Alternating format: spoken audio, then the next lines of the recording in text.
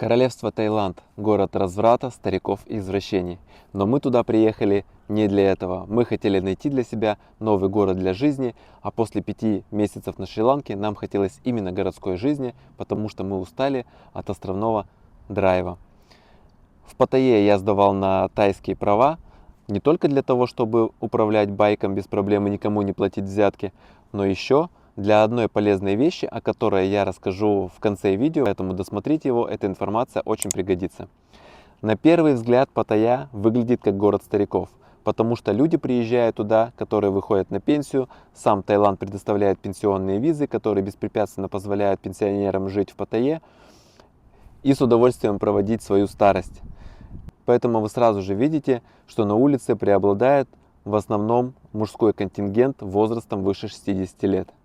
Они обычно находятся в сопровождении молодых таек, которые помогают им в быту, а может быть и не только в быту. Для себя мы выбрали район Пратамнак, потому что он обособлен от основной ночной жизни, там нет шумных вечеринок, там нет большого количества кофешопов, в которых продаются разрешенные в Таиланде, но запрещенные у нас вещества. И нам хотелось оградить нашего ребенка от влияния всей этой негативной среды. Жилье я нашел еще находясь на Шри-Ланке. Я в телеграм-канале нашел человека, который предложил апартаменты в кондоминиуме, который называется Peak Towers в районе Пратамнак. И мы заселились в апартаменты на достаточно высоком этаже, и с балкона открывался прекрасный вид на остров Калан и на море. Сам кондоминиум предлагает хорошую инфраструктуру, хороший сервис, там есть 2 бассейна и тренажерный зал, а также лобби, в котором можно поработать. Рядом, конечно же, есть магазин 7-Eleven, в котором можно покупать продукты первой необходимости, причем можно покупать в маленьких порциях для разового использования или приема. Мы сторонники готовить дома, поэтому мы сразу же нашли для себя такие большие супермаркеты, как Макро и Лотос. В этих магазинах можно найти абсолютно любые продукты в замороженном виде, в сыром виде, в приготовленном виде и даже в сушеном. И причем это можно покупать в любых объемах, все это всегда в изобилии, поэтому проблем с продуктами в Таиланде вы не найдете. Что касается медицины, медицина в Таиланде очень развита, но мы всегда с собой возим все медикаменты, которые необходимы. Мы вообще сторонники того, чтобы больше уделять внимание профилактике и биохакингу, чтобы не приобретать никакие заболевания, не заражаться вирусами и не попадать в больницы или обращаться к докторам и платить дополнительные деньги. Но если вдруг все-таки такое произойдет, до того, как полететь в Таиланд, я рекомендую оформить страховку. Это можно сделать и в Сбербанке, и в приложении Тинькофф с подпиской премиум для всей семьи. По-моему, это обходится всего лишь в 2000 рублей. И эта страховка хорошо работает, поддержка в Тинькофф отвечает быстро и организовывает вам необходимые мероприятия, связанные с медициной. В районе Пратамнак находятся лучшие рестораны в Паттайе. Одним из наших любимых ресторанов был Лунар. Еще есть прекрасное инстаграмное место, куда привозят туристов. Называется «Три русалки». Также есть Chocolate Factory и еще несколько ресторанов, в которых уровень кухни и сервиса достаточно высок. Несмотря на то, что в нашем доме был тренажерный зал, профессионального оборудования было недостаточно для того, чтобы проработать все группы мышц. Я проверил все доступные залы, которые были в Паттайе, и нашел профессиональный очень большой зал, который называется Muscle Factory Паттайя. Там тренируются профессионалы, они готовятся к соревнованиям. Обстановка, которая создана в этом зале, мотивирует и позволяет знакомиться с новыми интересными людьми. Как только вы приехали в Таиланд, в первую очередь встает вопрос, где брать деньги. Многие берут с собой наличные, которые покупают в банках России, привозят туда доллары и обменивают в обменниках. Эти обменники находятся на каждом шагу. Но я всегда менял деньги через USDT. Я покупаю за рубли на P2P площадке криптовалютной биржи Bybit USDT, а затем обменивал у человека, который постоянно проживает в Таиланде. Это очень простой процесс. Отправляете ему USDT, подходите к банкомату, о котором вы договоритесь. Я обычно использовал синий банкомат, потому что он находился рядом с моим домом. Подходил к нему, сканировал QR-код, отправлял этому человеку, и банкомат автоматически вам выдает наличные баты. Это самый удобный и, наверное, самый выгодный способ, как обменивать деньги. Если вы умеете обращаться с криптовалютами, я поделюсь контактами в описании. А если не умеете, то этот же человек все равно может принять от вас рубли с любого банка и по такой же схеме выдать вам наличные через банкомат. Личные встречи не обязательно, это проверенный контакт. Я его не рекламирую, просто если вам это нужно, вы сами можете с ним связаться и обсудить все детали. Первый месяц мы осматривались, ездили на такси. Кстати, оно недорогое, можно ездить как на машине, но если вы едете один, можно использовать байк-такси. Стоит вообще копейки, по-моему, около 30 бат, и вы на месте. Но нам хотелось большей мобильности, нас трое, поэтому я решил арендовать байк. Многие, кто приезжает туда на короткий период времени и не имеют категории А, просто арендуют байк и катаются. Но это на свой страх и риск. Иногда полицейские останавливают, и если у вас нет водительского удостоверения с категории А, вам нужно будет заплатить штраф. Таким образом, полицейские зарабатывают, а туристы остаются в минусе. Я решил не платить полицейским, а лучше сдать на права самостоятельно. Многие покупают права в Таиланде и платят за это от 7 до 10 тысяч бат. Я решил пройти этот путь сам, нашел школу вождения, позвонил туда, записался. Мне назначили дату, и я приехал в автошколу. В этой школе не было ни одного человека, кто хотя бы говорил по-английски, одни тайцы. Но менеджер, который помогал мне, он знал несколько слов на английском и помогал мне поэтапно проходить все процедуры. Сначала с самого утра вы сдаете отпечатки пальцев. Я не знаю, для чего это делается, но такая процедура. Первый день он теоретический. Вам будет предложено пройти практику и ответить на вопросы, так же как экзамены в ГИБДД в России, только на сайте, причем есть перевод на русский язык, но иногда текстовые вопросы переводятся не очень корректно, и вы просто не можете понять, что имеется в виду. Но сотрудники по возможности вам помогут. Первый день занятий, он только теоретический. Вы сдаете тесты, вас собирают в классе, вы отвечаете на вопросы, проходите билеты, уходите на обед, после обеда снова встречаетесь, снова сидите в классе. В общем, это все на таком лайте, все очень спокойно, даже немного скучно. Никаких активных действий, связанных с вождением байка, вы не осуществляете. На следующий день вас приглашают снова с раннего утра, и тогда уже начинаются практические занятия.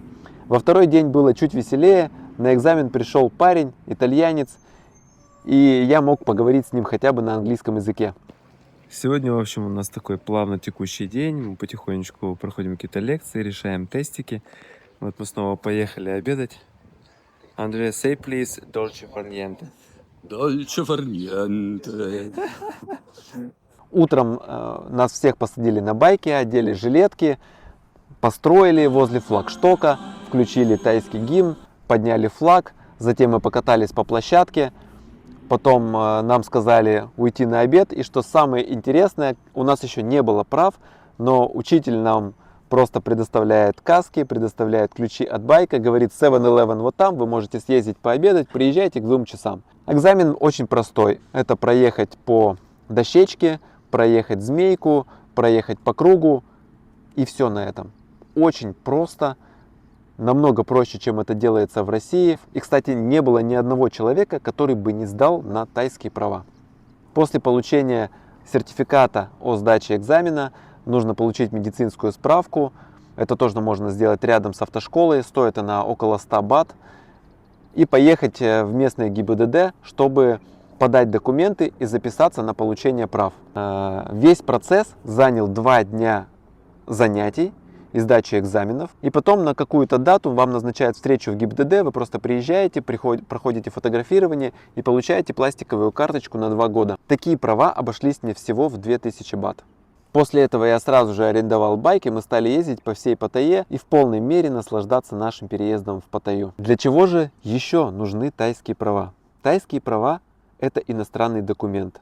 И для того, чтобы расширить свои финансовые возможности, я верифицировал по ним платежную систему Wise. Если вы не знаете, что такое Wise, то это платежная система, которая зарегистрирована в Европе. У вас появляется возможность открывать счета в валюте, в долларах, в евро, в фунтах стерлингов и еще в ряде других валют, которые предоставляет сама платежная система. Как же ее использовать? Для чего она вообще нужна? Для тех, кто интересуется инвестированием в ценные бумаги американских компаний, Wise заключил партнерскую программу с Interactive Brokers, и эти системы можно интегрировать друг в друга и автоматически пополнять баланс Interactive Brokers через Wise. Как же пополнять сам Wise? Опять же, через криптовалюту. Я знаю, некоторые не умеют работать с криптовалютой и не умеют отправлять денежные средства между зарубежными сервисами. Если вы хотите этому научиться, напишите мне, я вам помогу, мы со всеми вопросами разберемся. И на сегодняшний день работать с криптовалютами очень важно. Будущее уже наступило, не стоит упускать эти возможности. Поэтому буду рад помочь каждому из вас. Несмотря на то, что мы жили в немного скучном районе, в котором нет ночных клубов, нет ночных бабочек, есть только массажные центры, мы несколько раз ездили в Бангкок. Таиланд — это то место, в котором можно себя попробовать в съемках рекламы, можно попробовать себя в модельном бизнесе. Там снимается очень много фильмов, очень много рекламы, поэтому если вы мечтали об этом, если вы хотели попробовать себя в этом деле, welcome, Таиланд предоставляет возможности. Помимо прочего, мы искали школу для своего ребенка. Варианты были следующие. Можно было устроить своего ребенка в тайскую школу, но когда мы пришли туда и спросили, на каком языке будет осуществляться преподавание, нам ответили, что все преподавание на тайском языке, а английский всего лишь 2 раза в неделю. Но для нас было важно, чтобы наш ребенок свободно говорил на английском языке, поэтому вариант с тайской школой для нас показался неуместным. Мы стали изучать международные школы, которые находятся в Паттайе. Посмотрели 2 из них. Стоимость обучения в год составляла 1 миллион бат. На тот момент курс рубля и бата составлял 1 к 3. То есть стоимость годового обучения в международной школе в Таиланде, именно в той, которую мы смотрели в Паттайе, составляла 3 миллиона рублей, что в 2 раза дороже, чем та же школа в Дубае. За 3 месяца, проведенных в Таиланде, мы поняли, что Таиланд, наверное, все-таки не то место, и поэтому было принято решение улететь в Дубай. Об этом я рассказываю в своем предыдущем видео. Посмотрите его, если интересно, как мы переезжали из Таиланда, почему мы выбрали Дубай и как я открывал здесь компанию. Многие ребята из стран СНГ проживают в Таиланде, очень любят это место. Для того, чтобы остаться там надолго, есть распространенный способ через языковые курсы. Стоит это, по-моему, 80 тысяч бат, и вы можете получить длительную визу, будто бы вы проходите курсы по изучению английского языка. Некоторые на самом деле проходят, но в основном это просто способ для того, чтобы остаться там надолго. Таиланд предлагает все в изобилии. Хороший сервис, хорошие продукты, солнце, море, пляжи, атмосферу, которая там царит, развлечения. Многие делают там бизнес, который связан с открытием кафе, который связан с открытием кофешопов. Кстати, если вы являетесь специалистом в кофеварении, если у вас есть опыт, я думаю, что этот рынок открыт для вас, потому что, как по нашему мнению показалось, те места, которые мы посещали, а мы посещали достаточно много кафе и ресторанов, кофе варить там не умеют. Если вы сможете предоставить хороший уровень сервиса, захватить аудиторию, я думаю, что вас ждет успех. Это, к слову, о том, чем заниматься в Таиланде, как там зарабатывать. Многие там меняют деньги, многие занимаются продажей и арендой недвижимости. В общем, Таиланд комфортное и недорогое место, в котором можно долго жить и просто наслаждаться жизнью. Цены в Таиланде всегда остаются на одинаковом уровне, мы можем ощущать разницу только из-за разницы курсов и волатильности рубля.